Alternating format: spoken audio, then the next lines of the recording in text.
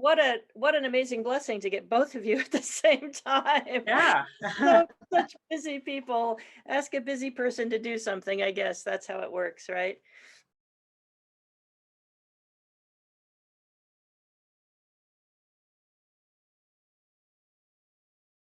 So can Fred see your services on Sunday mornings? You know, my brother stays with him, and he hasn't tried to pull it up yet, but um, he hasn't seen it yet. Because I know he's got to miss just being part of. Oh, I stay with him on the weekends. We're alternating. We've been doing that since last May, when he had the last fall he had that he made us aware of. That fell before and didn't tell us, but the last one when he called us that Sunday morning, and we all immediately went there. Decided we wanted him to go to the hospital to get checked out, and so of course we went to rehab. He's got arthritis really bad in the left hip, and but he didn't fracture anything, so that was a blessing.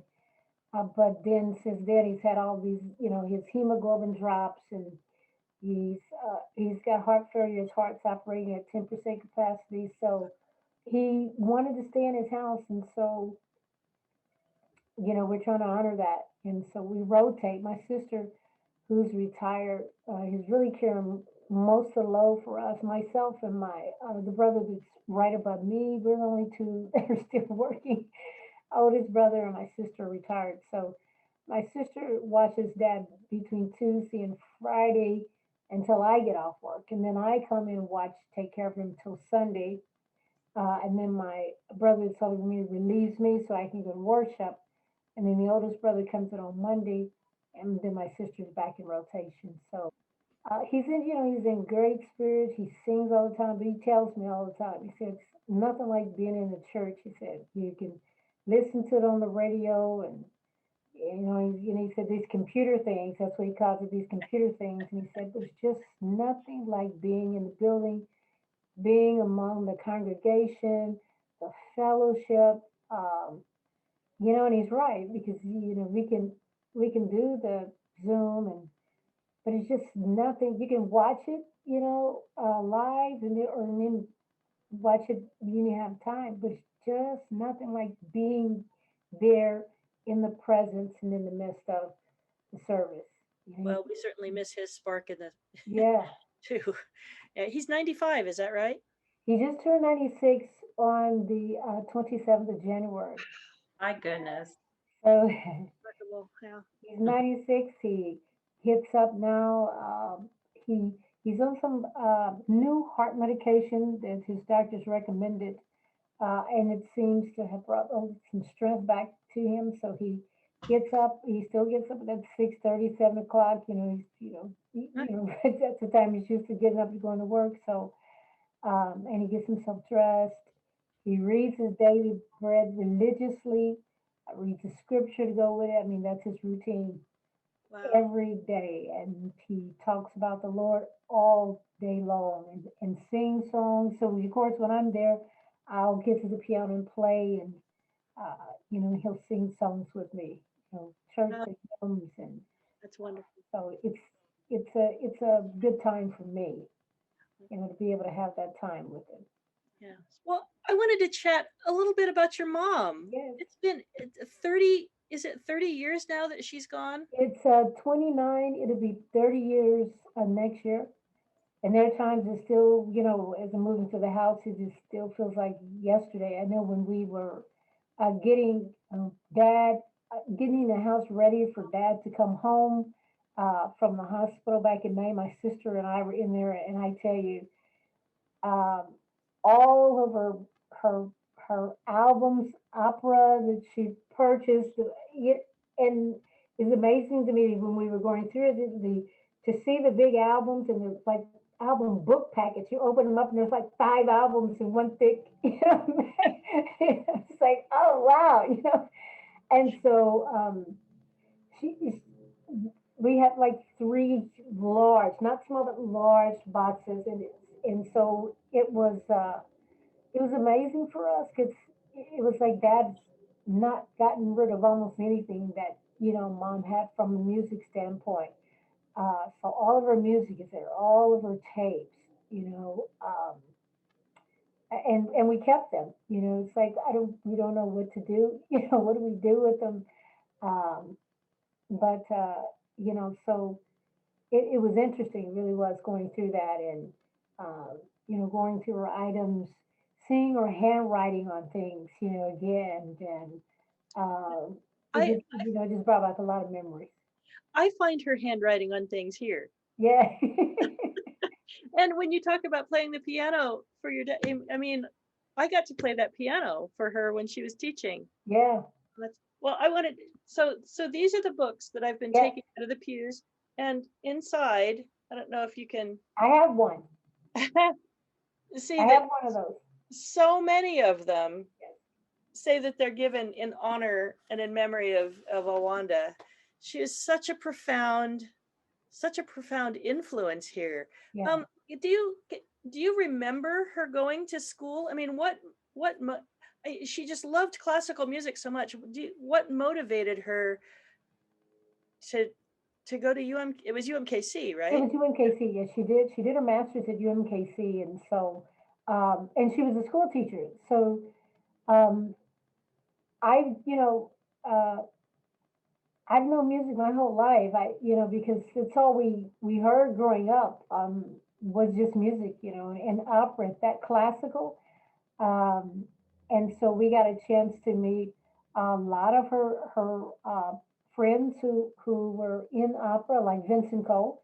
Just we just come to the house, and so um, uh, uh, Carl Harris, who's another very well known accomplished musician, and so um,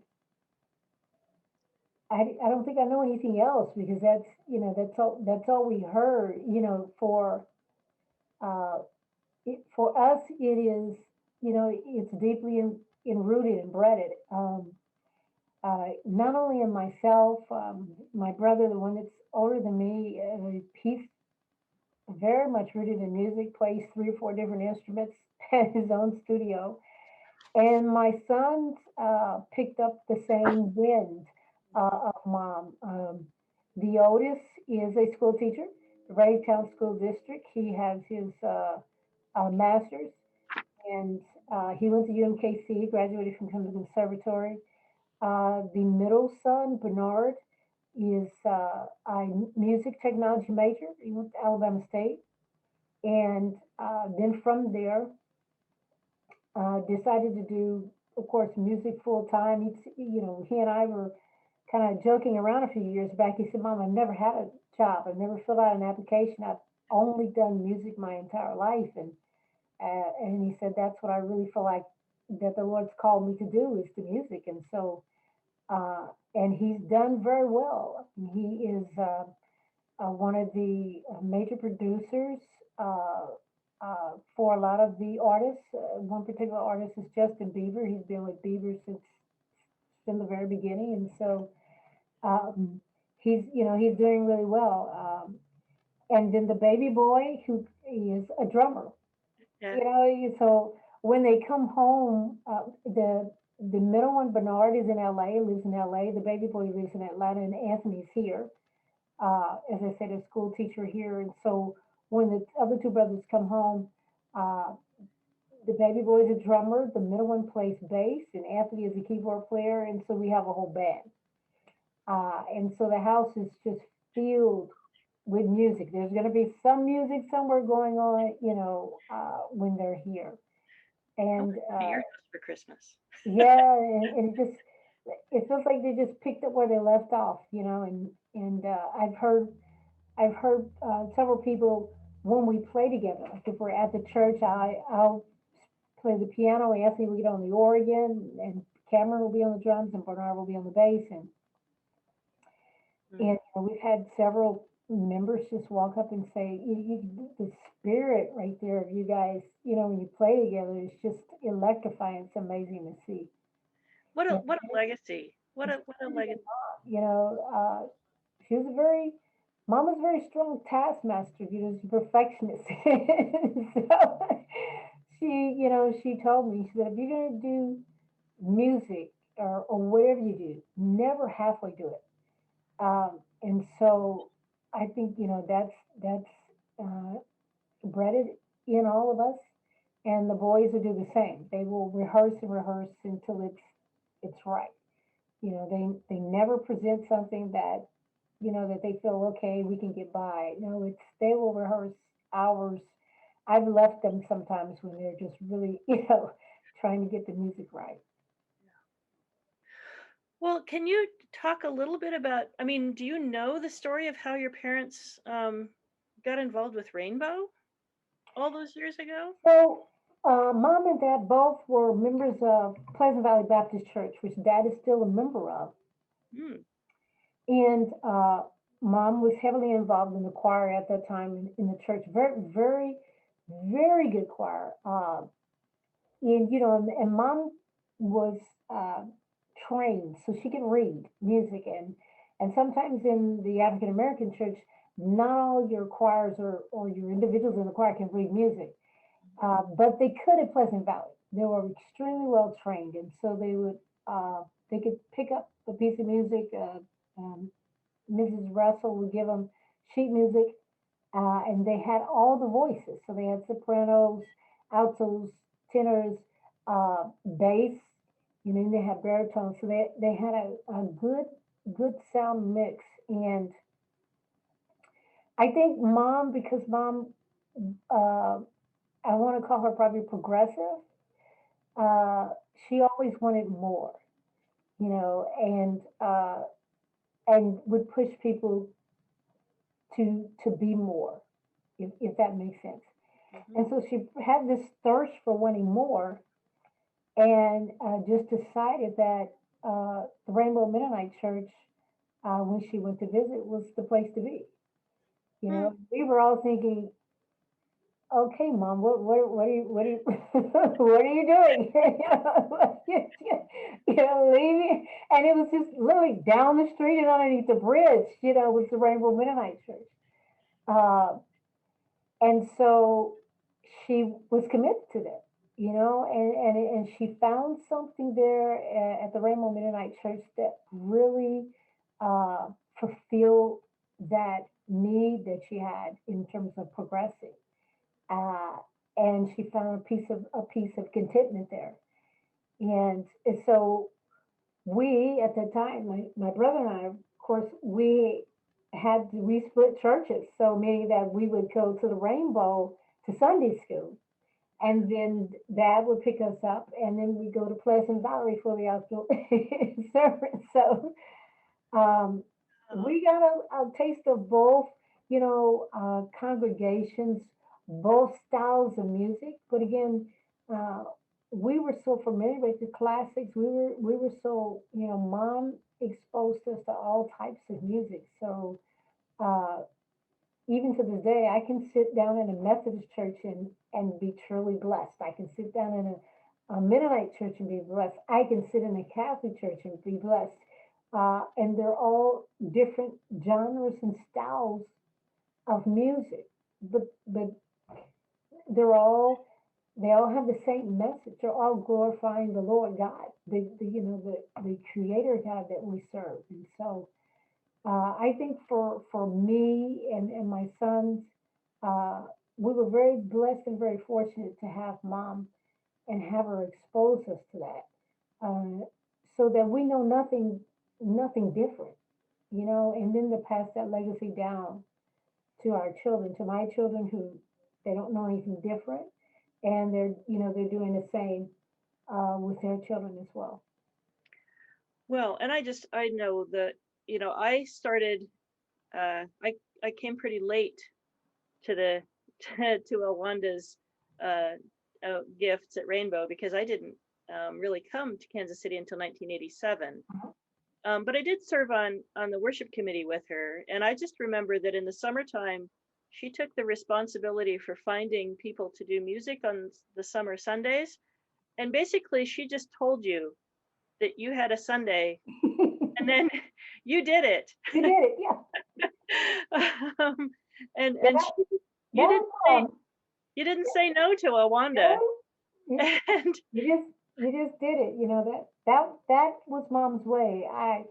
I remember uh, again as if it was yesterday when we were sitting in the service, mom's service there at Rainbow, and they allowed the congregation to stand, the members of the congregation to say a word, you know, their reflections of their time with mom. And the one thing that was consistent, even from all of our students, they were like, you know, you said we called her Sergeant Smith, you know, and she, you know, and she said, friends of ours would I'd ask them, what class have you enrolled in? And they told them, they said, the instructor is Elwanda Smith, and they said, you can't play in our class, you know that's gonna be you gotta do your homework before you go to her class, um, you know, and I remember the KU Gospel Choir, we were joining with the Medical Arts Symphony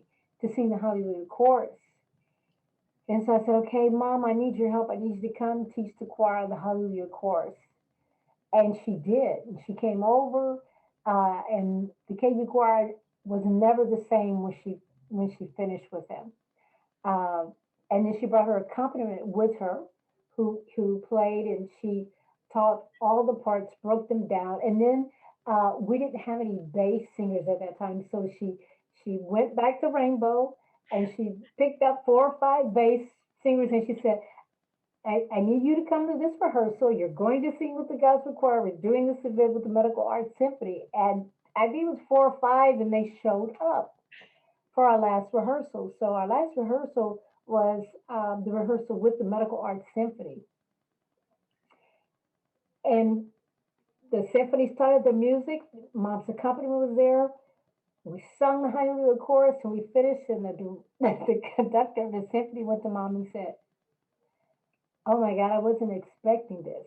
I wasn't expecting this choir to really sing this song as well as they did." He said, "So I'm going to have to go back and we're going to have to hire some other musicians to come in here and play the music." And my mother said, "Well, I'm not sure what you were thinking. I'm not sure why you didn't expect, them to sing so well, uh, but that's who she was. It was going to be done. It was going to be done correctly, uh, and done very well. And then she didn't accept anything less than that. Uh, and we respected that. And we knew, okay, if mom's running it, you got to come with your A game because your B game will not cut it. and I can attest to accompanying some of her students as a teacher. Yeah. Fantastic teacher, and playing some of those oratorio arias. Yes. They are not easy. Those because they're orchestral reductions on the piano, and Uh-huh. she was as demanding of the accompanist. I mean, always gracious, but Oh yeah, yeah. She they were tough. beautiful way. She always would do it in a very kind way. Uh, Never loud, never argued, but you knew. Yeah. You knew when she spoke. You had to go back home, do your homework, and come back. And all of the students, even the students came for private lessons at the house, and they all knew that. And I remember one time one of the soloists that she was working with um, came in, sung her the piece the mom was working on with her, and Michael Doman was on the piano as accompanist at that time, and they were really struggling through the piece. They became emotional at that time, and mom gave them a Kleenex and said, "Okay, I'm gonna give you a few minutes, and we're gonna start over." And they went on uh, to win the competition that they were singing in a competition. She had prepared them for it, and they went on. They immediately called her, and informed her. But that was the type of teacher that she was. She substitute teach at Northeast High School and as well as Sumner. But mainly at Northeast, she spent almost a semester teaching the music department because one of the teachers was out, FMLA, a long period of time. And I mean, the students were never the same, and they attested to that. I mean, I heard that over and over. Even several years after mom passed, her students would walk up to me and they would just say, you know, the reason as to why I am where I am in my music ministry is solely because of your mom. And that was just the person that she was. That she could continue to have faith in her students even when they didn't have faith in themselves. Oh yeah, Um, yeah. yeah. I because I took private lessons at the house too. I remember one came in and I had this sore throat and I said I can't sing today, and she gave him a cough drop and said let's get moving. And it was that kind of thing, and they knew. Okay, but she brought out the best in them. She brought out things that in them that they didn't. She knew that they had it in them, but just to your point, uh, they didn't realize what they had, and she had the very very wonderful gift of blossoming and bringing out the very best in individuals and getting them to believe in themselves. And such a model. I mean, I imagine that it was not easy for her to be a classical musician in the 1970s. Yeah, yeah, yeah. I Very easy for her to be uh, classical and African American at the same time. You know, I think that's the thing. But she did it, and she did it very well. And provided a model for so Broke a lot many. of barriers, and again, it always commended perfection. And would accept nothing less. Right. Did she ever speak about people who were her mentors or were the people that she really looked up to, that she patterned? You know, uh, there was there were probably mentors that mom confided in and spoke with a lot. I would say more so on the West Coast, uh, but I know one she was really really close to, who was I mean, very accomplished pianist, was Pearl Kelly. And I don't know if Pearl Kelly had an opportunity to come to Rainbow Mennonite, but Mom and Pearl were um, uh, always together. Miss Kelly was always at our house. Uh, we would always be at her house, and Mom had used her a lot when she would work with her students. So I know she can looked up to Miss Kelly a lot. And again, I think a few of her mentors were also on the West Coast as well. So did she grow up here in Kansas City? She did. Born and raised in Kansas City, she did, yes. Oh, yeah. But how she really got her start in opera music, I do not know. I just remember as a child just always hearing mom sing, always, uh, embracing the music. Well, she's And we've just been around. I mean, she was the one who took me to the symphony. I mean, I love the symphony. To expose me to the symphony, to the orchestra. So well, and you're continuing that legacy um, with the Kansas City. Uh, yeah, I can't see Mass Choir. yeah, yeah. And can't see yes, and so and my son, my oldest son, works closely with me with the Kansas City Mass Choir, and so that's a joy. Uh, and one of the grandkids, his one of his daughters, uh, 13, is a phenomenal writer. Oh my goodness. I am literally amazed at uh, you know, the compositions that she puts together. I mean, just blown away, just totally amazed. Uh, she wants to be an artist, and you know, um, and I think she's got enough uncles around her and a grandmother and us to really help flourish that. But again, you know, music continues to run very deep, you know, in our family. I wondered if your mother formed a friendship with Leo and Margaret Gertz. Yes, we know them very well. Matter of fact, I think Mr. Gertz was one of the bass singers that I think she drug over to the choir. Uh, yes, we know them well. Visit their home. They've been at the house a lot, especially when mom was there. They've kept up with dad. Um, and so uh, we know them very well. I heard a story about sweet potato pie. Do you know this story? I do not. It was a story that your mother had, I think, made a sweet potato pie for something. I don't know if it was a potluck, but it was so good that other women wanted her recipe. And she said, well, there isn't a recipe. I'll just show you how I do it. Right.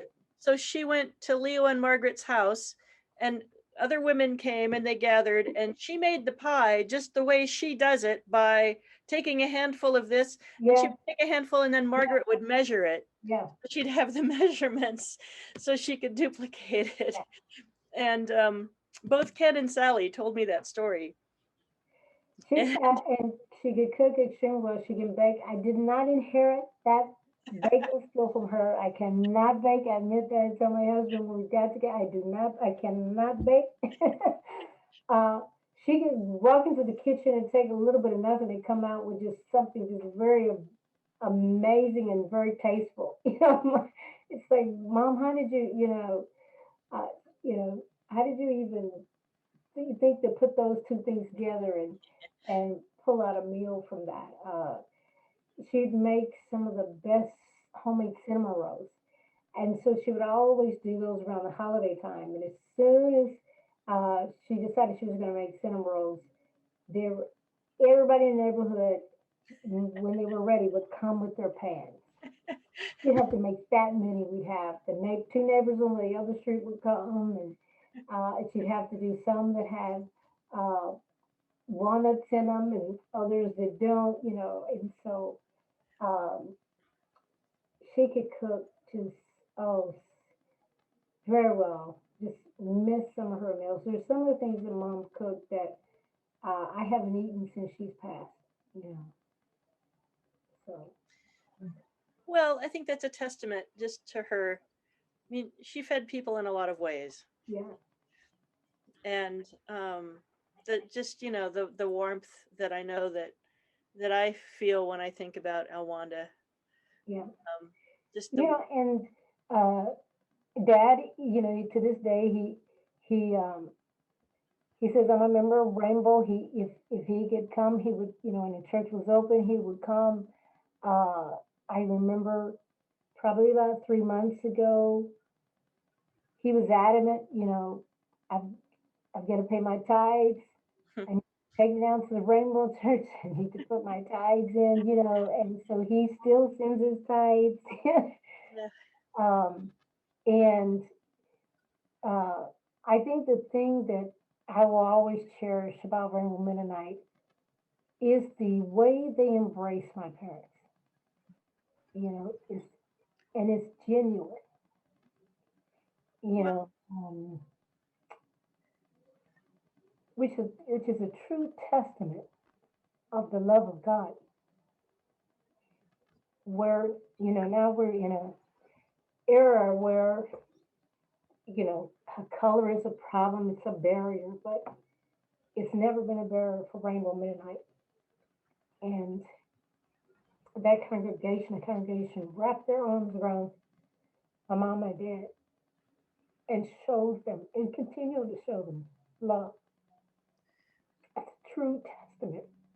and, and she wrapped her That's arms around what us. God will always. Sure. Right. Yeah. I mean, now they even come to bring that communion, you know. And I remember uh, one Christmas they came, you all came and sang Christmas carols. I heard this beautiful music, and we opened the door, and you're singing carols. It's just, it's just a true reflection of God's true love and mercy. Elwanda and Fred are just, I mean, such a part of us. Yeah. And they feel that. Dad feels that even to this day. He does. He feels it. It's genuine. Uh, and we know that it's true.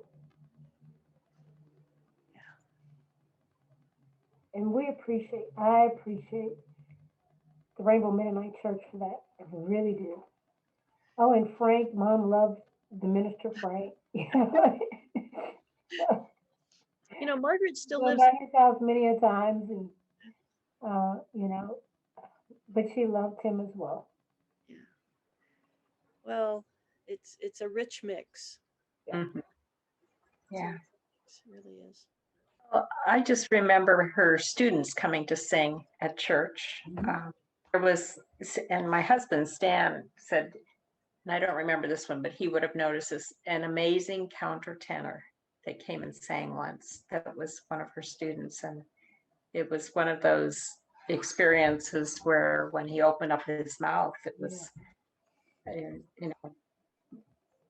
people just sat back and just took it all in. Yeah, that was Mom.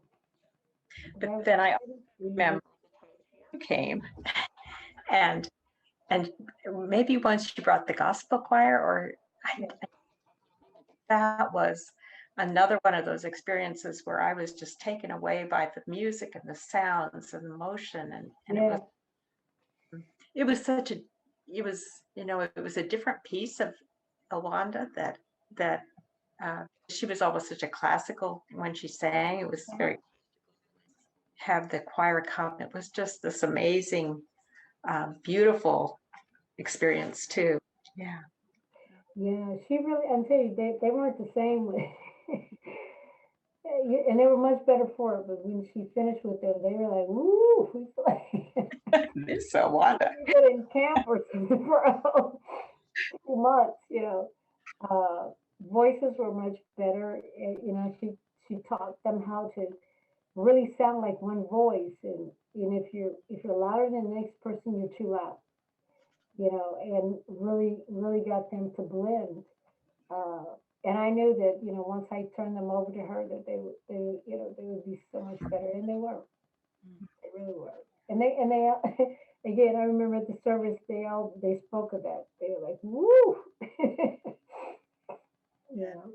But yeah, but I think most all of our students say this. Anybody who encountered her as relates to music all say the same thing. Share. Thank you so much. Thank you both for thinking about her. I'm happy to share talk about Mom and her music anytime. And whenever we can get back to what a new normal of church is, hopefully I'll be happy to come and share with the congregation as well. Yeah, I would love to be able to sing together Yeah, again sometime. I just find it's so takes us outside of ourselves. I think in both ways, in a way that's really beautiful. And yeah, I look forward to when we can do that again without wearing masks. yeah. And I think once we open up, people will run back to the church because they'll be so thirsty. Yeah, absolutely. some some people are worried that folks, will get used to this online thing, and I don't think so. No, I can tell you right now, no, we're ready to run back to the service. That's right. That's right. Well, Elwanda, I should let you go. I've now taken an hour of your time, but I just thank you so much I thank you. I for thank you your for time. thinking of my mom. I really do. I'm sincere about that. And the Rainbow Midnight Church. I mean, just they wrap their arms around mom, show great love, and even still my dad. And you know, I'm indebted to you guys. And Well, it's genuine, and we're sorry that we can't help more during these difficult times. And I'm so, so proud of your family for making it possible for him to stay in his house. yeah, that was important to him. And so we're doing the best we can to make sure that we can do that for him. Yeah. Yeah. So, But continue to pray for us. We'll continue to pray for you and the church. And yes, please do. if We there's love, anything I can do for you all, please don't hesitate to reach out and ask me. well, you are on my list when we can sing it together again. We're happy to come. All right. Thank you. God bless you. Have a good evening. Good evening. Good evening. Bye-bye.